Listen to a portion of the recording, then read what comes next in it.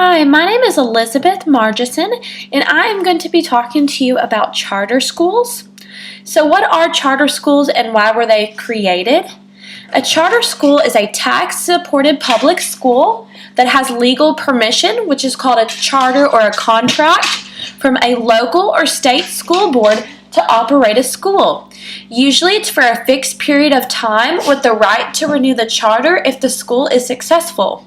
So in other words, charter schools are just unique public schools of choice, meaning that families choose them for their children.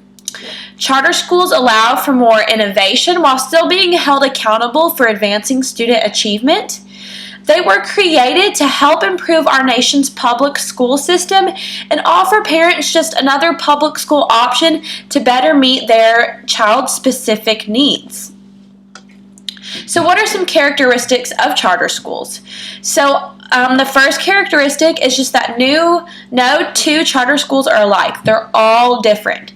They allow for creation of a new school, so they can create a new school, they can convert an existing building, and some are even do it virtually, so they're like on a computer. There are no admission tests for charter schools, nothing you have to test to get into. They're non-sectarian, so they do not identify with any religion or any kind of political group. They do require that there is improvement in performance. So, you do have to see results, you have to see growth, and they can actually be closed if those requirements are not met. So if it's, seems like the school's not succeeding, then the school can actually be closed down. It does not have to conform to most state rules and regulations, and it does receive public funding based on a number of students. Enrollment, and sometimes additional funding is possible for the school. So what are some pros of charter schools? Charter schools are 100% opt-in. This means that there is a greater chance for parent involvement as well as parent accountability. So in other words, parents have to be active and involved in their students' school life. They chose the school, and so without them, the school won't succeed. The school won't thrive. The school will close. Charter schools are usually run by independent boards that are elected by families of the school.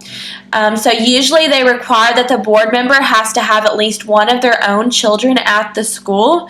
So rather than an outside person deciding what's best for the child, the board is actually made up of people who have children there themselves, who have knowledge and their own personal experiences of the school and kind of how it operates.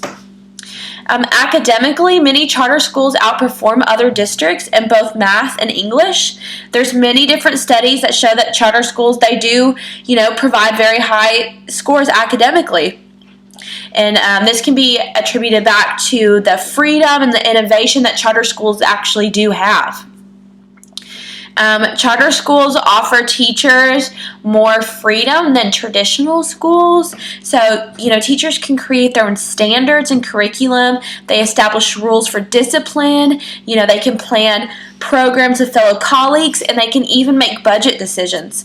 All of these things would not be possible in a public school setting. So cons, along with pros, there's always some cons. So although there are some wonderful charter schools, the majority do not appear any greater than local public schools. Some are even weaker.